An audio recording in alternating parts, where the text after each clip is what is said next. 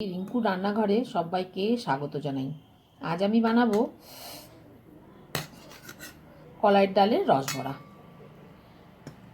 খেজুরের গুড় দিয়ে কলাইয়ের ডালের রসবড়া বানাবো। দেখো কিভাবে আমি বানাবো সেটা তোমাদের দেখাবো।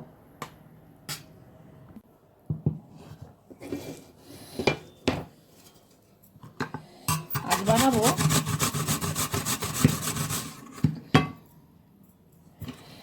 কলাইয়ের ডালের রসবড়া। শীতকাল পড়ে গেছে, নলিল গুড় দিয়ে রসবড়া হবে।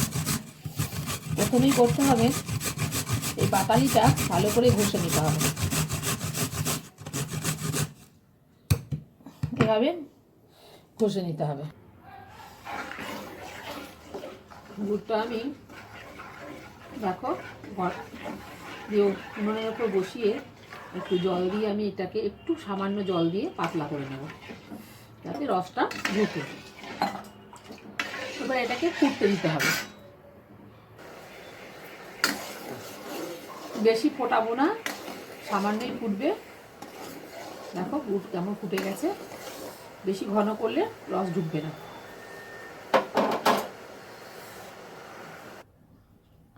কলাইয়ের ডাল আমি এদিকে ভালো করে ফেটিয়ে নিয়েছিলাম। দেখো আর একটু ফেটিয়ে নিচ্ছি।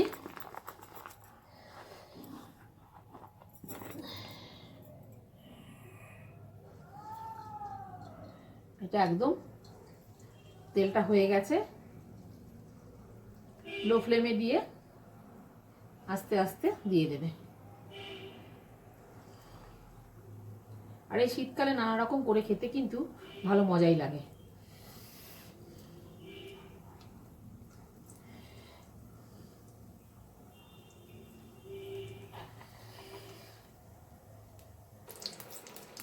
এক খোলা বড়া আমার রেডি হয়ে গেছে।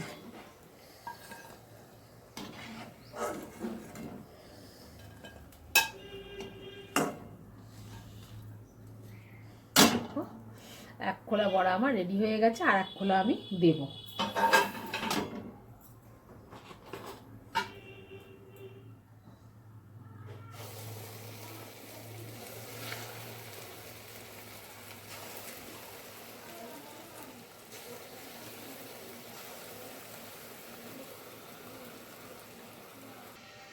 আমার সবগুলো বড়া রেডি হয়ে গেছে।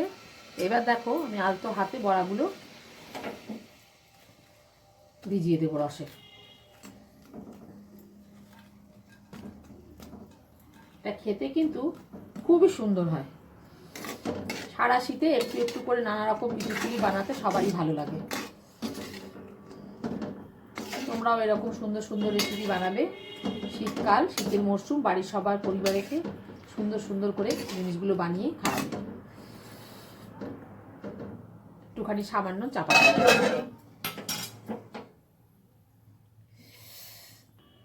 আমার রসবড়া একদম রেডি।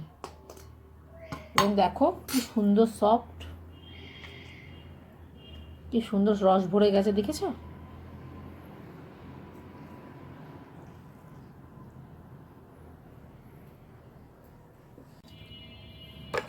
একদম রেডি আমার খেজুরের গুড়ের রস বড়া।